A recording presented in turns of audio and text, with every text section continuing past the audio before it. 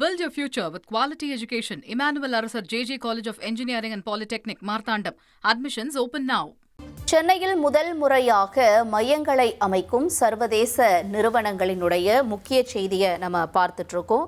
சென்னையில் முதல் முறையாக 2 சர்வதேச நிறுவனங்களினுடைய புதிய மையங்கள் அமைகிறது. இது எந்தெந்த நாட்டை சேர்ந்தது என்ற தகவலோட செய்தியாளர் பாஸ்கரன் இணைப்பில் இணைந்திருக்கிறார்.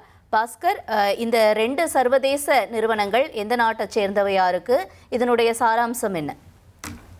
சுவிட்சர்லாந்தை சேர்ந்த நிறுவனம் என்பதும் ஜெர்மனியைச் சேர்ந்த நார்டெக்ஸ் நிறுவனம் 2 முன்னணி உலகளாவிய நிறுவனங்கள் தமிழ்நாட்டில் சென்னையில தங்களுடைய மையங்களை முதல் முறையாக அமைக்க உள்ளது. இதற்கான ஒரு புரிந்துணர்வு ஒப்பந்தம் தான் தமிழக முதலமைச்சர் விஜய் முன்னிலையில கையெழுத்தாக இருக்கிறது. இந்த சப் நிறுவனம் அமைக்க உள்ள உலகளாவிய திறன் மையம் மூலமாக 220 நபர்களுக்கு வேலை வாய்ப்பு கிடைக்கும். அதே போல நார்டெக்ஸ் நிறுவனம் அமைய உள்ள இந்த ஆராய்ச்சி மற்றும் மேம்பாட்டு மையம் R&D அப்படிங்குவாங்க.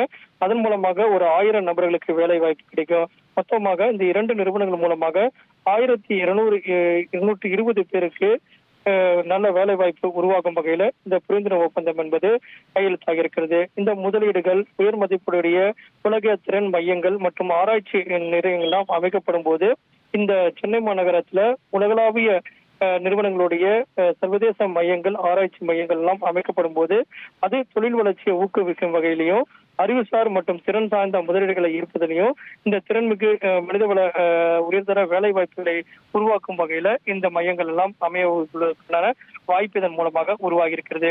அதைத் தொடர்ந்து உயர்கல்வித்துறையில ஆஸ்திரேலியாவுடைய முன்னணி ஆராய்ச்சி சார்ந்த பல்கலைக்கழகம் ஒன்றான மேற்கு ஆஸ்திரேலியா பல்கலைக்கழகம் என்பது வெஸ்டர்ன் யூனிவர்சிட்டி அவங்க தமிழ்நாடு பல்கலைக்கழகத்தினுடைய UGC அதன் மூலமாக ஒரு புரிந்துணர்வு ஒப்பந்தம் என்பது கையெழுத்தாக இருக்கிறது. இதன் மூலமாக சென்னையில அதற்கான ஒரு சர்வதேச பல்கலைக்கழக வளாகமாக அவங்க அமைய உள்ளாங்க.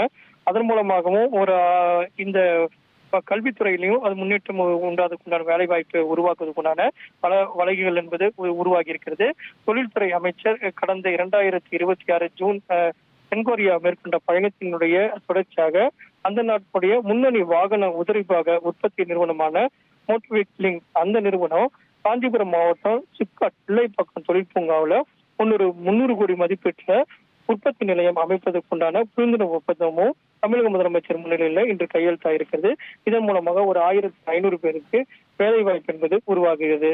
முதலீடுகளை ஈர்ப்பதிலையும் தமிழ்நாட்டு இளைஞர்களுடைய வேலை வாய்ப்பை உறுதி செய்வதிலையும் உலகளாவிய அந்த திறன் மையங்கள் மற்றும் ஆராய்ச்சி மேம்பாட்டு மையங்கள் உயர்கல்வி மற்றும் மேம்பாட்டு உற்பத்தி துறைகளுக்கான மையங்கள்லாம் அமைக்கப்படும் போது இது பெரும் அளவில் முதலீடு ஈர்ப்பதற்கும் வேலை வாய்ப்புகளை அதிக அளவுக்கு ஏற்படுத்தி தருவதற்கும் எளிதாக இருக்கும் அப்படிங்கிறதா தமிழக முதலமைச்சர் தெரிவித்திருக்கிறாரு. அதன் மூலமாக தமிழக முதலமைச்சர் தொடங்கப்படக்கூடிய இந்த R&D இதுக்கெல்லாம் நாங்க தேவையான அனைத்து விதமான ஒத்துழைப்பையும் தமிழக அரசு வழங்கும் அப்படிங்கிறது அந்த நிறுவனத்திடம் தெரிவித்திருக்காங்க.